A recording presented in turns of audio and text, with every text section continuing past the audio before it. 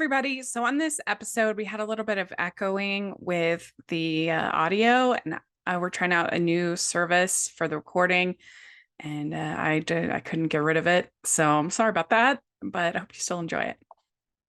Hi, everybody. Welcome to the Hallmarkies podcast, and we are really excited today. We are talking about some off-network movies, some non-Hallmark Christmas movies from this last 2 weeks of holiday coverage. It's going to be a lot of fun, and I am film critic Rachel Wagner, and Michelle is here. Hey, everyone. How are you doing? I'm doing good. Do you feel weird not talking about Heartland? It's so strange. I messaged Rachel like a while back. It's so strange. Like 2.5 years we had like the same routine, and we barely missed a week. And yeah, it's just been so strange. And it's even more strange that the show's back, but not available in either of our countries yet. So. Yeah, no, it's true. And seeing all the trying to avoid the spoilers. Yeah. Yeah. But yeah, for 2.5 years, we talked to Heartland every Saturday, 3 episodes. So if y'all missed that, check it out. The playlist, Heartland, all our Heartland content. It was really fun. But today we're talking some Christmas movies. And I debated about doing this. You know more than any. I went back and forth. I'm like, do we have enough to cover? But there were particularly, I think, 2 movies in here that I was just like, these are too good to not cover. Mm-hmm. And then there's a few others that I think most of the other ones I've seen. I don't think you've seen. And so we'll just briefly go over those. But yeah, we have 2 really fun movies that we're going to particularly focus on because we try to be positive for the most part on this podcast.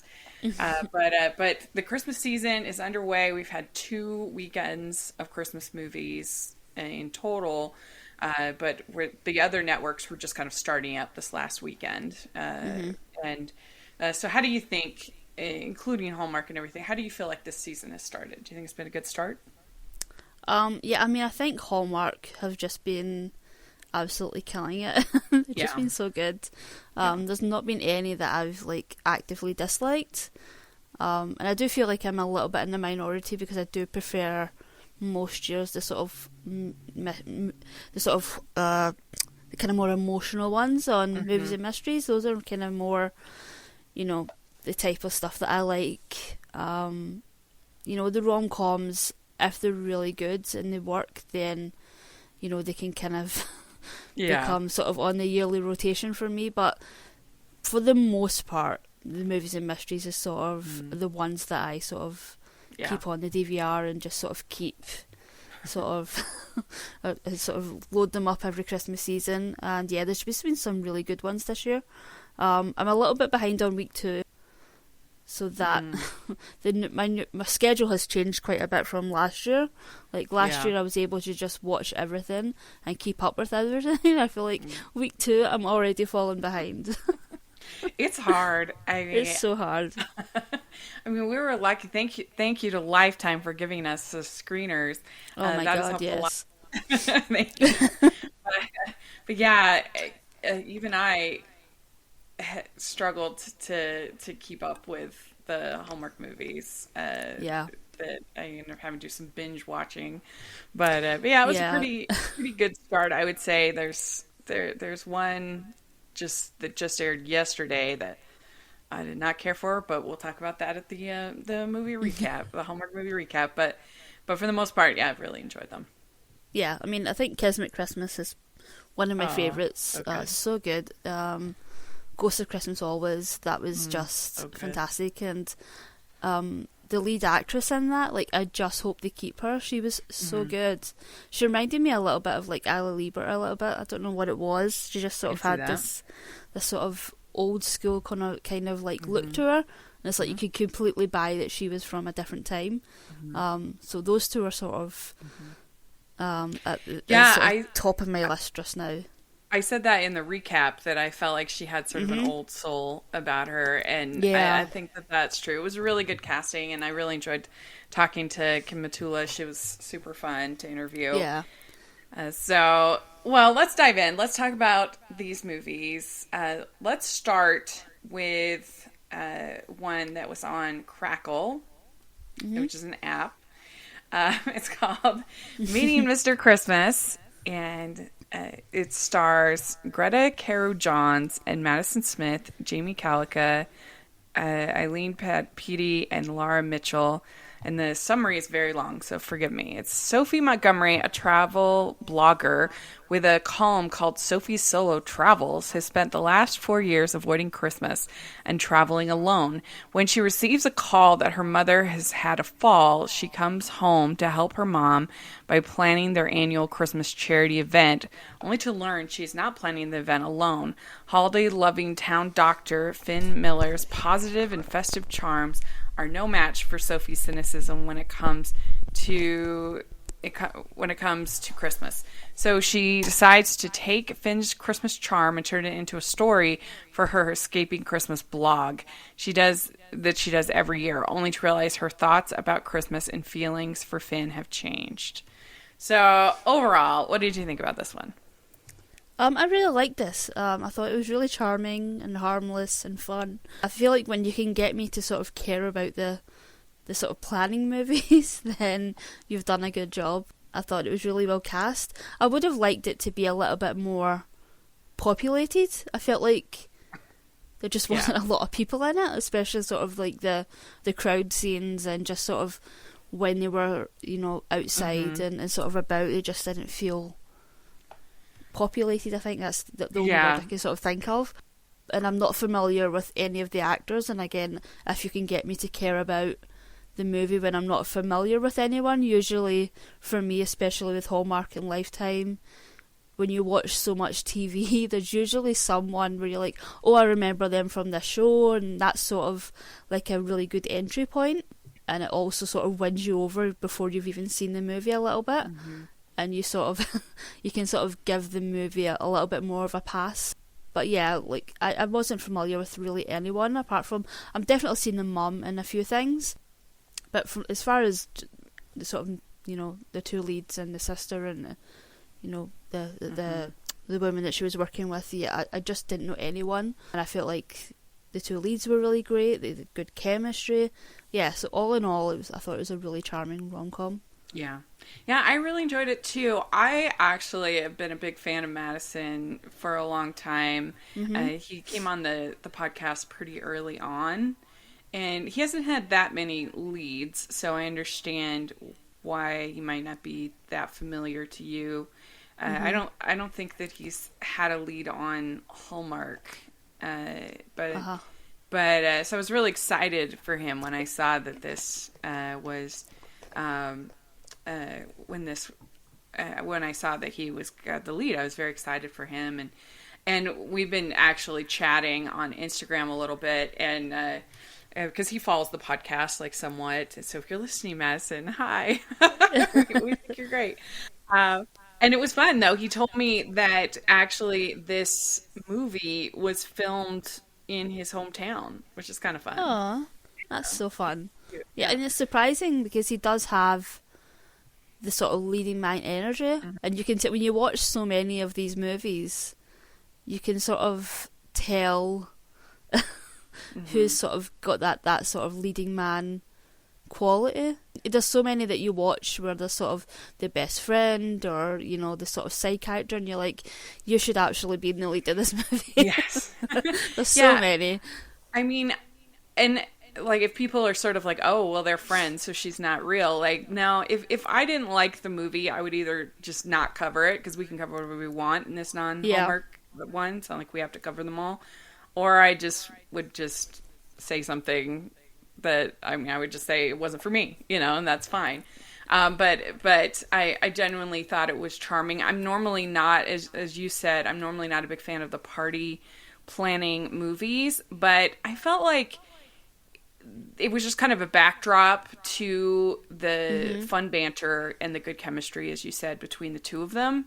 So I didn't Yeah. mind it too much. It wasn't boring like some of these can be. Yeah. Yeah.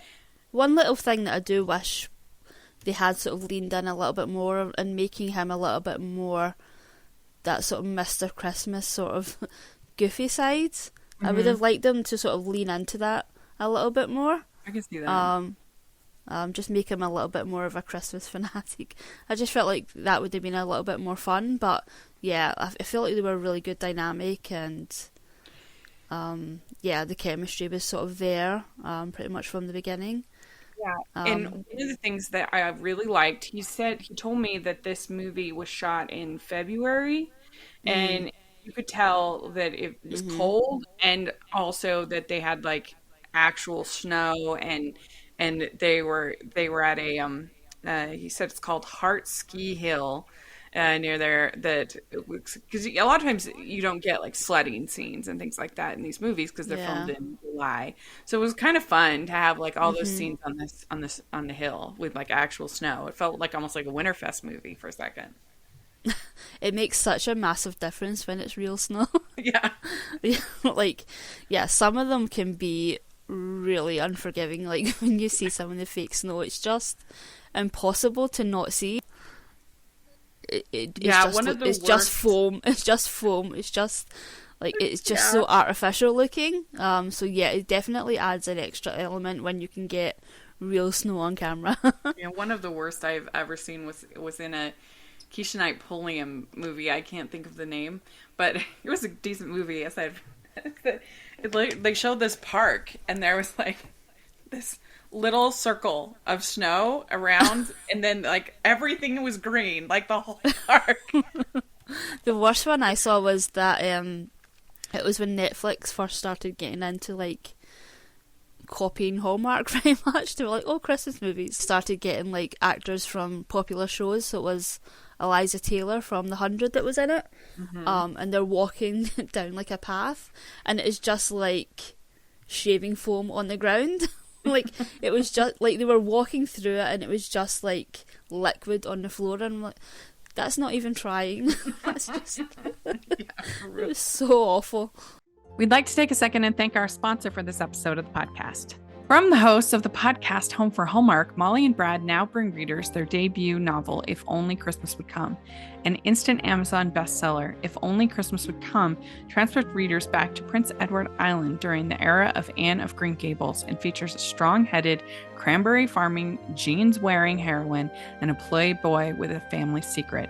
Reviewers agree this book is a fluffy, steamy, predictable Hallmark movie masterpiece. If Only Christmas Would Come is available on Amazon and at Barnes & Noble now.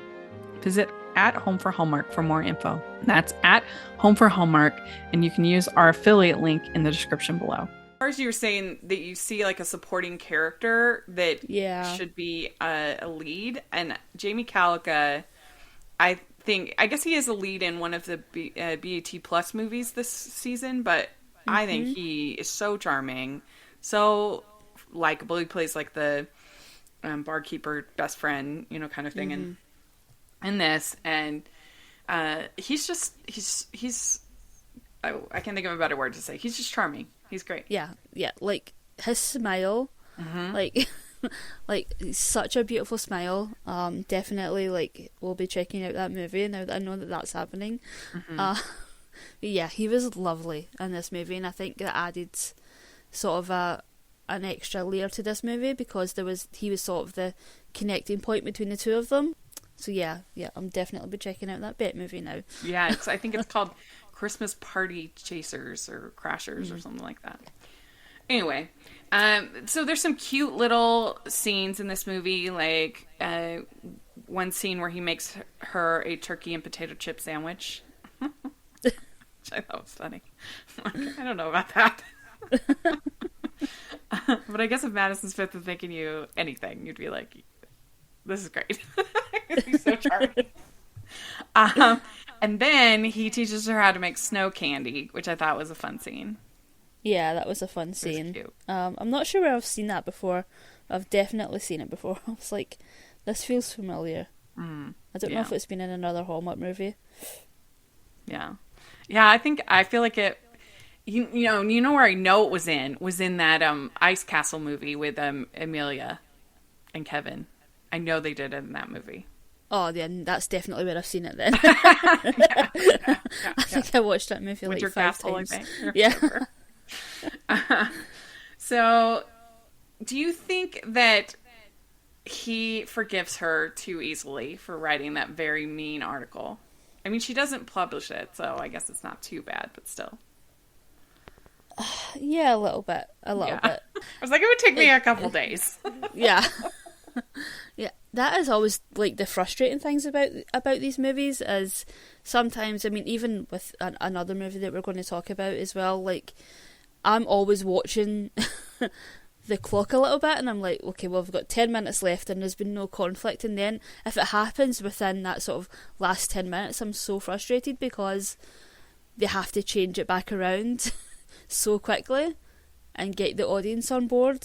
Hmm. So I almost feel like it works a little bit more for me when it happens a little bit earlier, Yeah, I and then agree. you've got that time to sort of spend your third act earning the Hmm. turnaround again.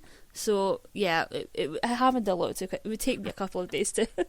Well, I told that to Madison. He was like, "But she looks so pretty in that dress," and I'm like, "That's a valid point. Like, she really did look good in that red dress." So, I enjoyed this one. I think it's worth downloading the Crackle app. It's free. Yeah, it's free. Yeah, You just watch some ads. So, I would give this a 4 out of 5. I thought I liked it. yeah, I would give it a 3.75. Yeah, yeah. All right, real quick, I want to cover. Speaking of BET movies, I want to cover the premiere that they had on BET Plus called A Wesley Christmas, and this stars Dorian Wilson, Jasmine Guy, Terrence Carson, Lauren Lott, Terrell Hill, and Mike Merritt. And its adult siblings Chris Todd and Sydney Wesley travel to their childhood home to celebrate Christmas with their parents and the entire Wesley family. With everyone together and their physical and emotional baggage in tow, the annual Wesley family holiday promises to be a festive, hot mess of a Christmas with life-changing impacts of the whole family. So this movie, it's definitely trying to be in the vein of this Christmas and last Christmas, some of those like larger Tyler Perry esque kind of family comedies. Mhm. And I think for the most part, it succeeds. It tries to tackle an awful lot for 85 minutes. There's so many characters, there's so many different things going on. And let's see, do you hear music? Is that the ice cream That's truck? my. Oh my god. I was waiting for you to realise. Hilarious. You People have don't to know listen it's to. a recurring joke on our Heartland podcast that the that's funny. Anyway, so you have Jasmine Guy. She's like worried about is her husband cheating on her, but he's really planning this like elaborate vow renewal and like getting this ring designed. So there's like that going on. You have another couple that has two twin daughters that are about to go to college, and so you get them kind of Mhm. that going on. You have a young son whose marriage is falling apart, but then there's this new woman who comes to the house and they get friendly, and mostly it was sweet and fun. There is this whole plot line with this Vietnam vet that was just too heavy for this kind of movie with his post-traumatic stress, and I don't know, it was just too heavy. And I don't think I think they should have gone with like Desert Storm, because he would have to be really old at this point to be a Vietnam vet, and he didn't look that old. I mean, he'd have to be at Mhm. least in his 70s.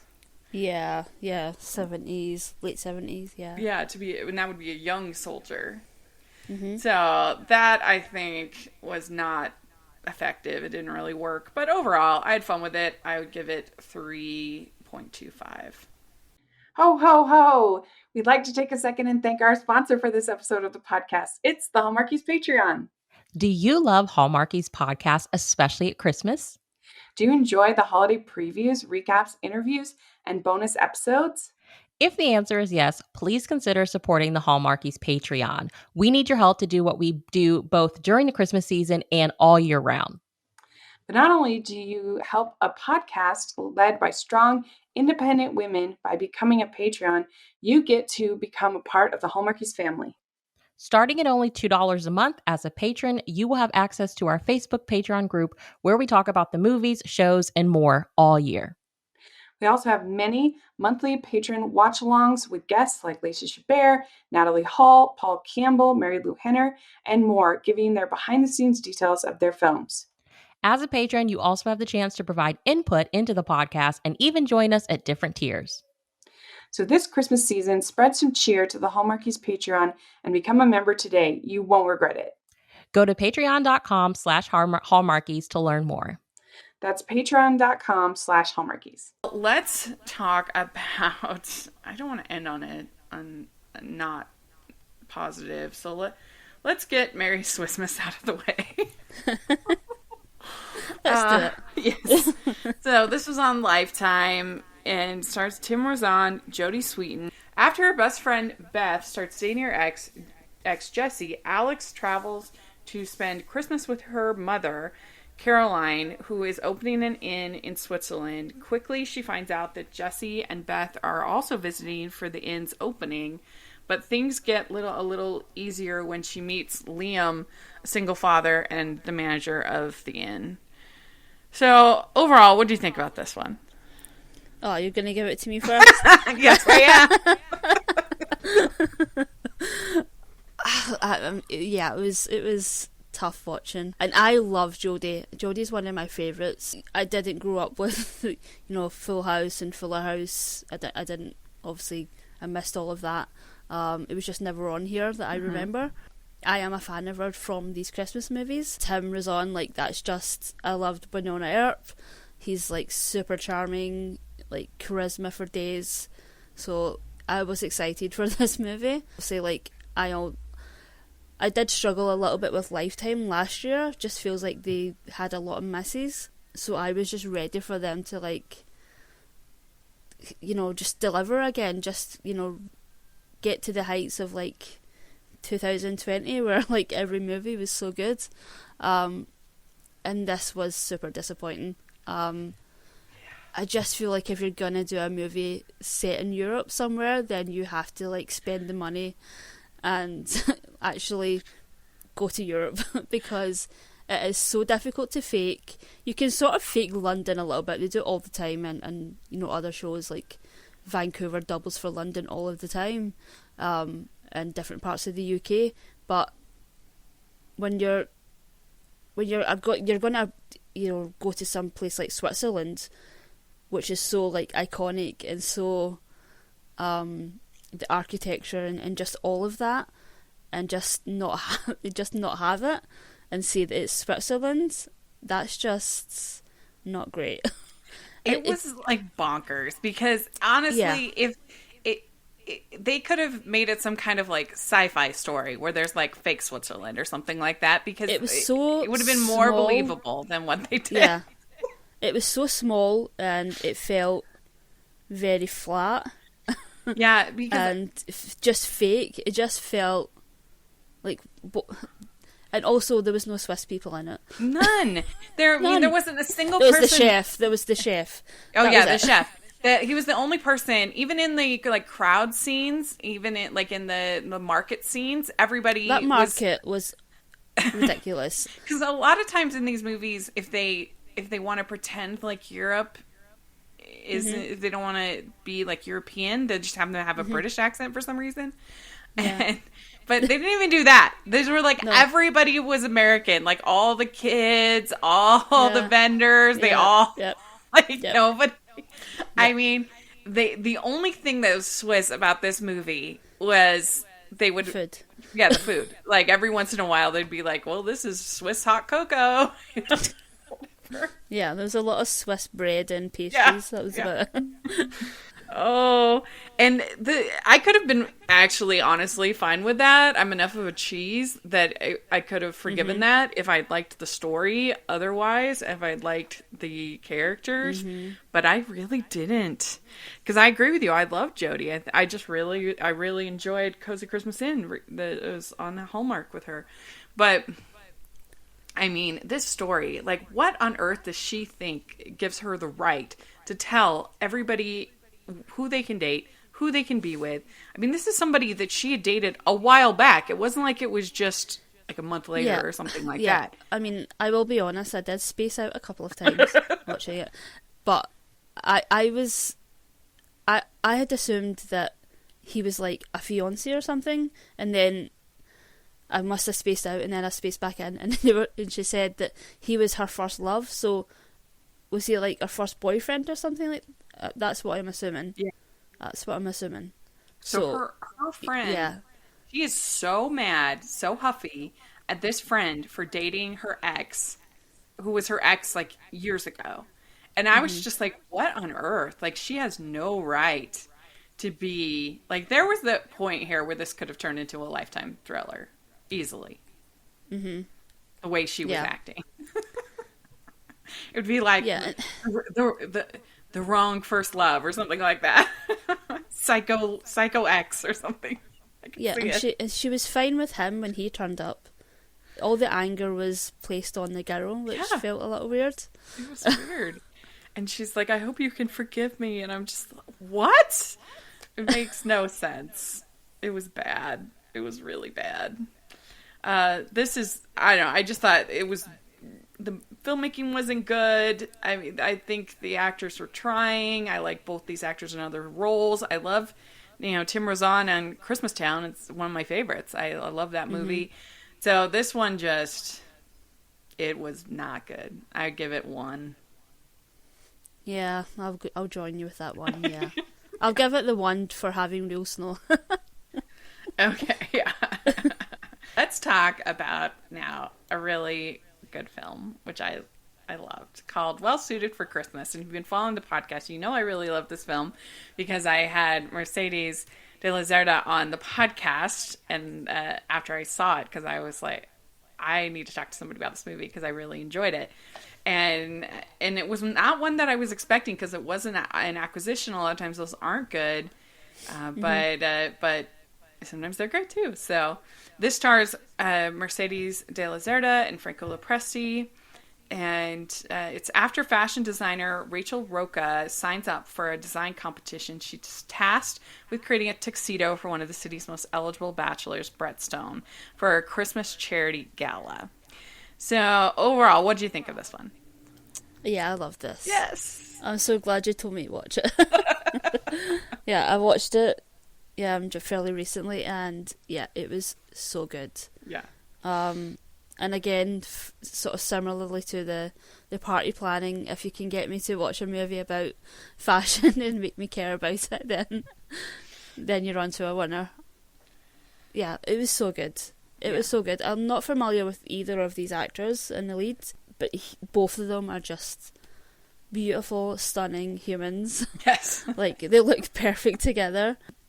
Yeah, I love this movie. I don't really know what else to say. It was really good. It was really well written. Well written. Yeah. I think that the way that they incorporated her Bolivian heritage was really well done and seamless. I loved that. I loved her parents. Parents are so good. So good. And I thought that they had incredible chemistry. Really worked well together. And the fact that it had 4 kisses was amazing. Yeah, like I messaged you, like the way the relationship developed, where they were pretty much a couple from about halfway through. I love it when they do that. Yes. I love it when they write it realistically.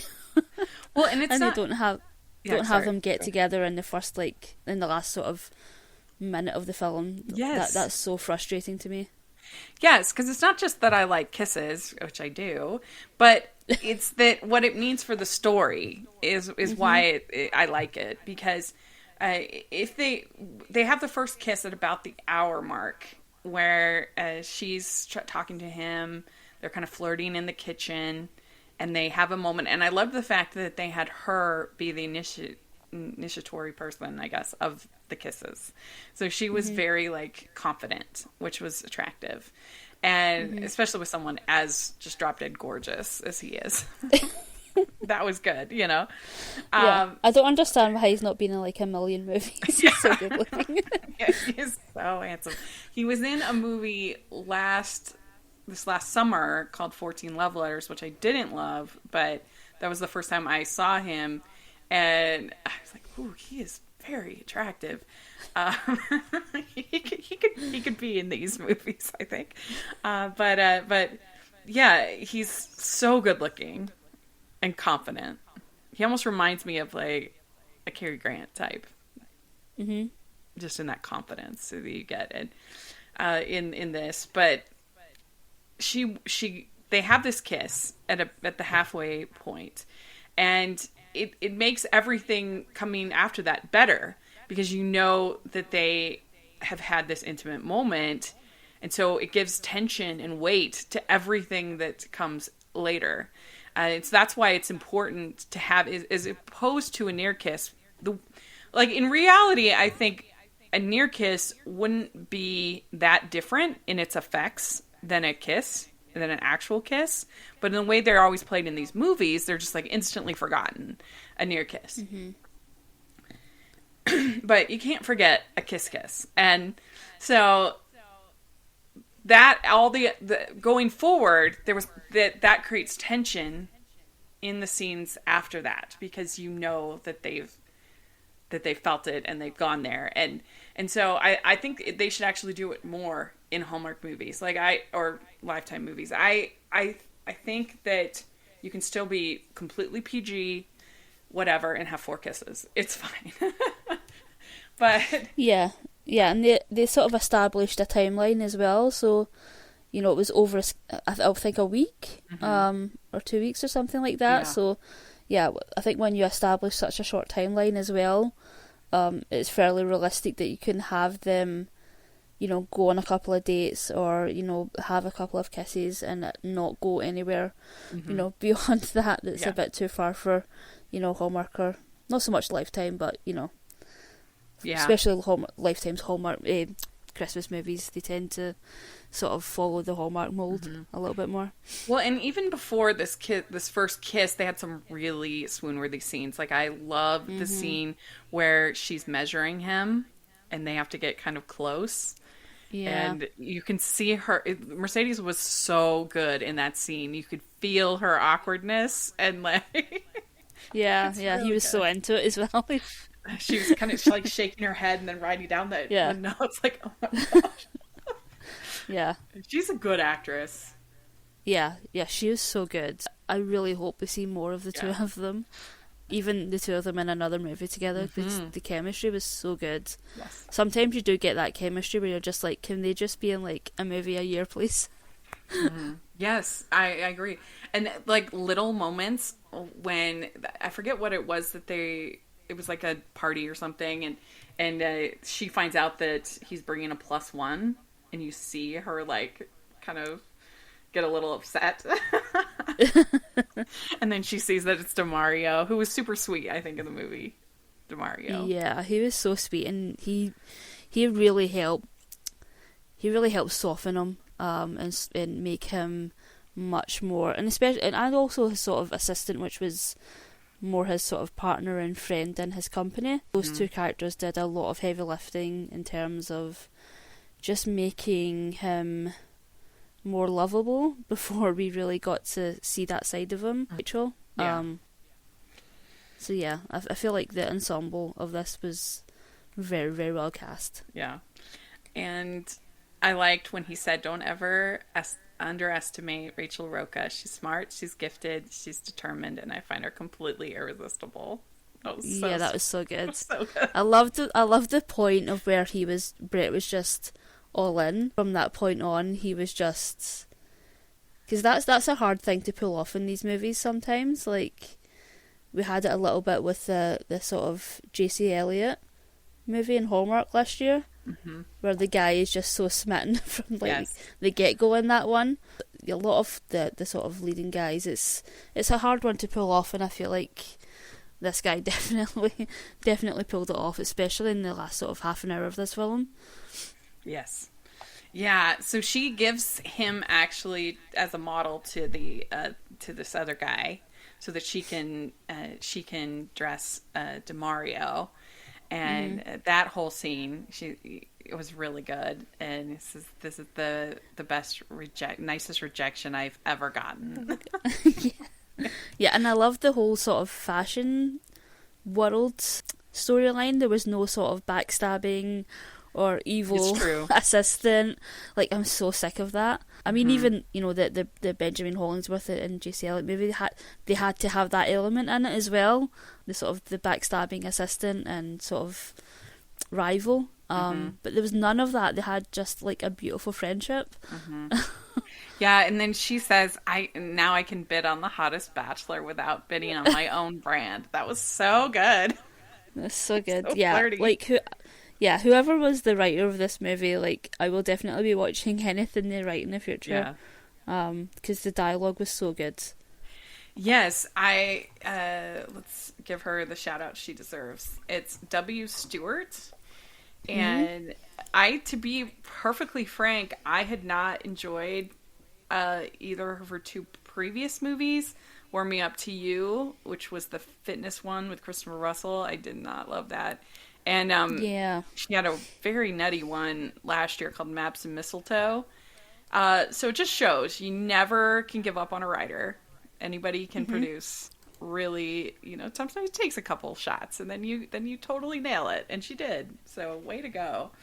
I think you did a great job with this. And I thought the conflict was pretty good for this kind of movie. That, there's this article that's published with all of the details of his growing up in foster care, and he's like, who did I tell this all to? Who knew?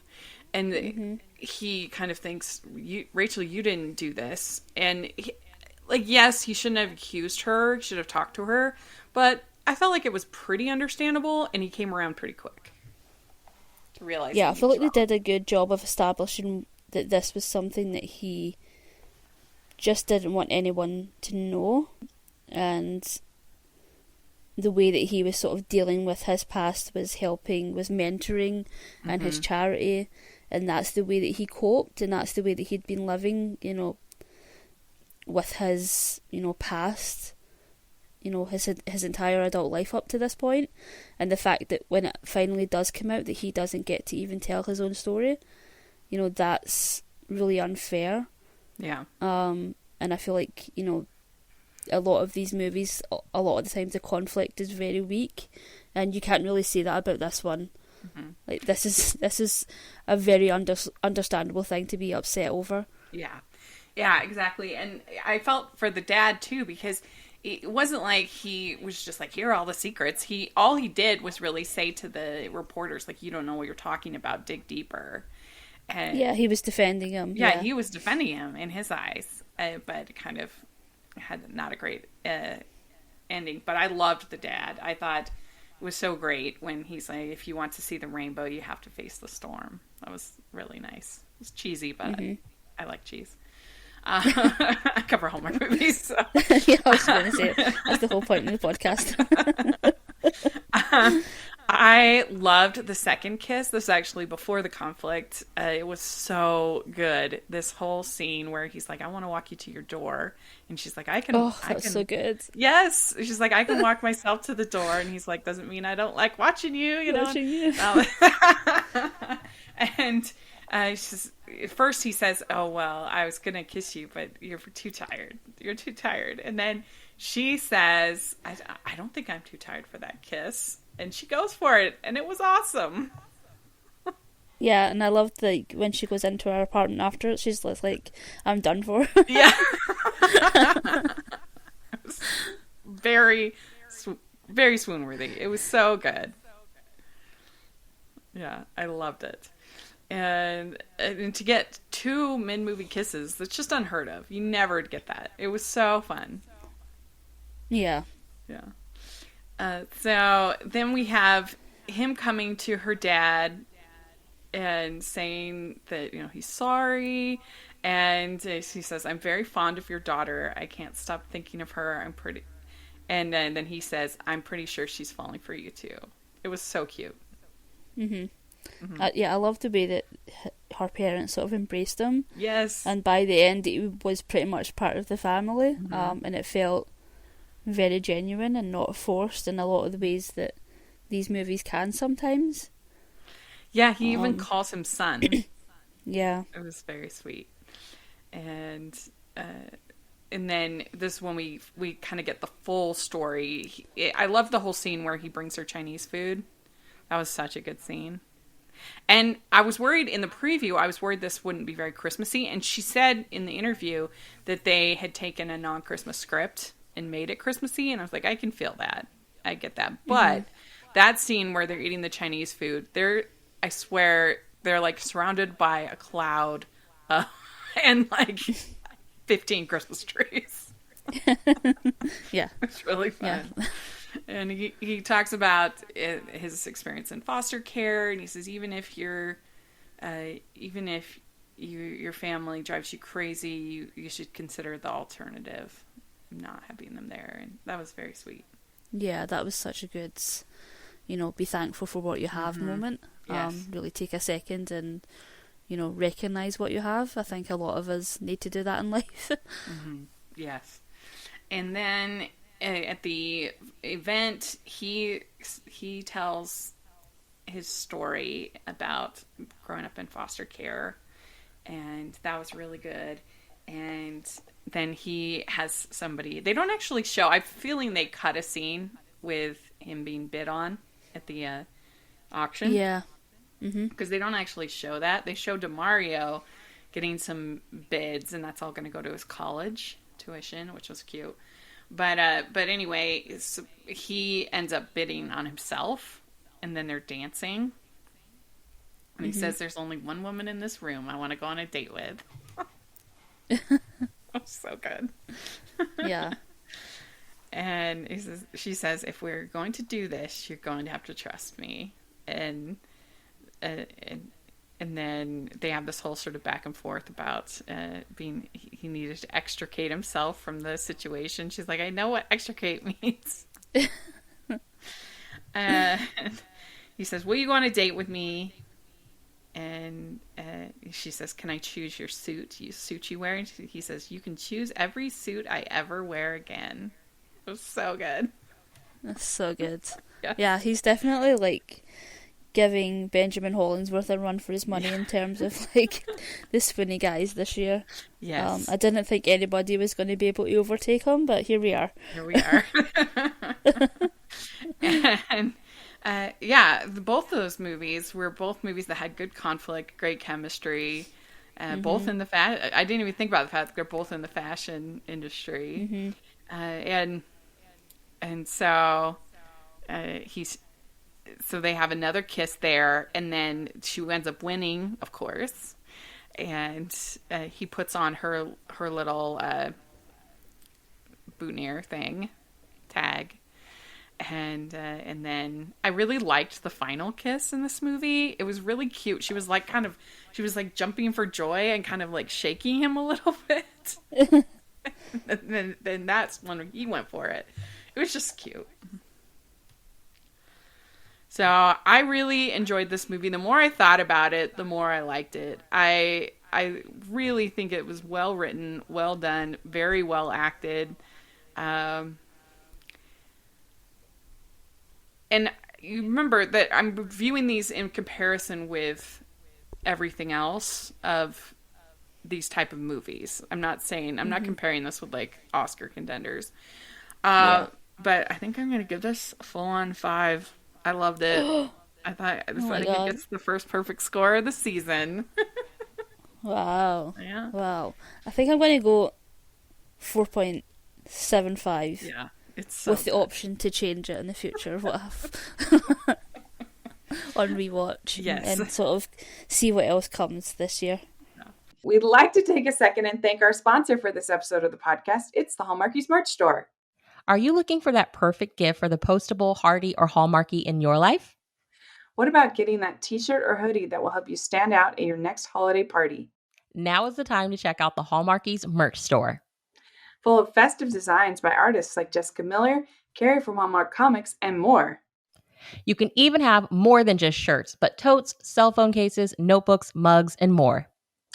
And it isn't just Hallmark. We have designs for Anna Green Gables, Man from Snowy River, The Nanny, and more. Every purchase at the merch store goes to help support the podcast and allows us to make the great content you know and love. There are frequent sales, so go to tpublic.com/stores/hallmarkies or see the link in the description. That's tpublic.com/stores/hallmarkies. So then we have one more I was going to talk about. We have Catering Christmas. This is a Great American Family movie, but you can watch it on Hulu. This is one of, not all of theirs are on Hulu this year, but some of them are, so you can watch it. And so that's the only reason I cover it. But it's Catering Christmas with Merritt Patterson and Daniel Lissing. And it's a fledgling caterer, Molly, is hired by Jean, the perfectionist director of the renowned Harrison Foundation, to cater this year's annual Christmas gala dinner. Things get complicated when Molly falls for Jean's nephew, Carson, a travel photographer with no desire to take over the family foundation, until his aunt assigns him to the task of making sure the caterer dinner goes perfectly. So this one, I would say it's harmless.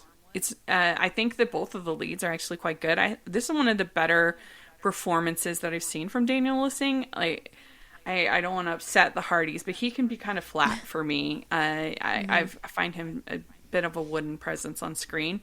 But he was pretty charming in this, and Merritt Patterson is usually pretty dependable, I would say.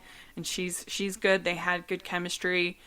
But it's just the story was pretty boring. I mean, it's like them playing. This is like them planning this dinner, and the food looked pretty good, but it just was not a lot going on. Not a lot, to enjoy. It's kind of the opposite of Meeting Mr. Christmas, where that one did the party planning, but it did it well with really good banter and enough other stuff going on with like the sledding and other things. This was just like them in a kitchen cooking for a lot of the movie.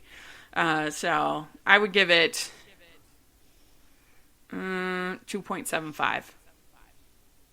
Okay. So there we go. That is all of the movies that we had to talk about. Definitely well suited for Christmas is the win. I highly recommend y'all check that out. It's really good. So, and Meeting Mr. Christmas is cute as well. So, let us know if you got to see any of these movies, what you think, and you definitely want to check out our interview with Mercedes that we did. We'll put that in the description. So, Michelle, where can people find you? On Twitter at Michelle R. Benson. Great. And you can find me at Rachel's Reviews, all over social media, iTunes, YouTube, and on Rotten Tomatoes. So check that out. Also, make sure you're following the podcast at Hallmarkies Pod and the Hallmarkies Podcast. And check out the Patreon and merch store. And if you're listening on iTunes, please leave your ratings and reviews. It really helps us a lot, people to find the podcast. And definitely check out the merch store, because we have really fun new holiday designs, festive designs, including you can pick which team you're on, whether you're on of the three wise men of Team Andrew, Team Andrew Walker, Team Tyler Hines, or Team Paul Campbell. So check that out. I'm Team Tyler. Yeah. And Team Andrew is winning, so y'all gotta step it up. I gotta get my shirt. Yes, you do. Well, thanks so much, everybody, and we'll talk to y'all later. Merry Christmas. Merry Christmas, guys.